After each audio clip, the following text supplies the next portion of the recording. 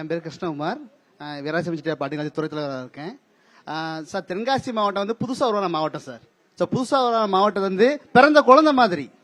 So பிறந்த குழந்தைய நீங்கள் எப்படி கவனிக்குமோ அந்த மாதிரி கவனிக்கணும். எனக்கு தெரிஞ்சு இது வரைக்கும் அந்த ஆட்சியாளர் யாருமே வந்து தென்காசி மாவட்டம் வந்து பிறந்த குழந்தை மாதிரி பார்க்கல. ஸோ அப்படி பார்த்தா ஒரு மாவட்டம் உருவாகுது அப்படின்னா உருவான உடனே அவசரத்தில் உருவாக்கிறாங்க. அவசரம் உருவாக்கிக்கிட்டு அந்த மாவட்டத்துக்கு என்ன தேவை, அந்த மாவட்டத்தில் என்ன வசதி இருக்கு, அதை யாருமே கண்டுக்கிறதில்ல. ஸோ தென்காசி மாவட்டத்தை பொறுத்த வரைக்கும் விவசாயம் தான் சார் பெஸ்ட், ரொம்ப முக்கியத்துவமானது. ஸோ விவசாயத்துக்காக அது வழி இங்கே எதுவுமே இல்லை. ஓப்பனாக சொல்ல போனோம்னா ஒரு விவசாயத்தில் வந்து இப்போ எலுமிச்சம் வந்து புளியுடைய எலுமிச்சம் வந்து ஃபேமஸ். நாங்கள் வந்து லெமன் சிட்டின்னு பேர். சாரோவில் பார்த்தீங்கன்னா வத்தல். ஸோ வத்தல், அப்புறம் பார்த்தீங்கன்னா மெயின் வந்து பருத்தி. ஸோ பருத்தி இதெல்லாம் வந்து இருக்கு. இந்த பருத்தி இருக்க பஞ்சடத்துல மில்ல ரன் ஆகிட்டு இருக்கு கோயம்புத்தூர்லாம். ஸோ எங்க பருத்தி விளையுது. இந்த மாதிரி விளைச்சல் வந்து நாங்கள் பாதுகாக்க வழி இல்லை. ஓப்பனாக சொல்றதுக்கான பூ மார்க்கெட்டிங் அதிகம் சார். நீங்க வேணா வாங்க சாரோவில் பக்கம், நானே கூட்டு வர்றேன். பூவை கொண்டு வருவாங்க, கேந்திக்கு விலை இல்லை, ரோட்ல கொட்டு. நீங்க வாங்க வேணாமா பாருங்க. நேரம் வந்து சரவண கோயில்ல பூ மார்க்கெட் இருக்கு. மல்லிகைப்பூ விலை ஆயிடுச்சுன்னா சந்தோஷப்படுறாங்க.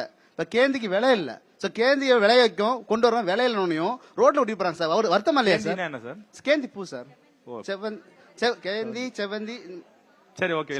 இந்த பூக்கள் தெரியல, நிறைய பேருக்கு மேபி மற்ற மாவட்டங்களுக்கு தெரியாம இருக்கலாம், அதுக்காக.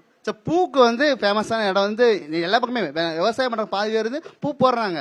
சோ ஒரு நாள் வேலை இருக்கு. ஒரு விவசாயத்துக்கு தேவையான அந்த வாழ்வாதாரம் இல்ல, அதுக்கு தேவையான விற்பதற்கான சந்தை அல்ல பாதுகாப்பதற்கான குளிர்பதன கிடங்கு எதுவுமே வசதிகள் இல்ல. அது வேணும்னு உங்க சார்பில் கோரிக்கை.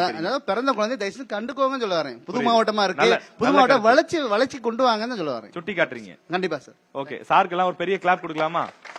ஏன்னா தைரியமா முன் வந்து பேசுறதுங்கிறது ஒரு விஷயம். அப்படின்னா தென்காசி மாவட்டத்தினுடைய முக்கிய பிரச்சனை அப்படிங்கறத கிட்டத்தட்ட ஒரு நிமிஷத்துல ரொம்ப அழகா சொல்லிட்டாரு. Okay, thank you. நான் வந்து என்ன சொல்லணும்னா, படிச்சவங்களுக்கும் படிக்காதவங்களுக்கும் வித்தியாசமே இல்லாத மாதிரி எல்லாருமே வந்து அவங்களுக்கு ஏத்த வேலையே பார்க்கல. வேலை வாய்ப்பு வந்து ரொம்ப கம்மியா இருக்கு. படிச்சவங்களும் வந்து ரொம்ப கஷ்டப்பட்டு வேலை பார்க்கறாங்க. படிச்சதுக்கு உண்டான மரியாதையே இங்க வந்து கிடையாம இருக்கு. அது வேலை வாய்ப்பு நிறைய உண்டு பண்ணி தந்தா, இன்னும் நிறைய பெஸ்டா ஆப்பர்ச்சுனிட்டிஸ் கொடுத்தா நிறைய நல்லா இருக்கும்.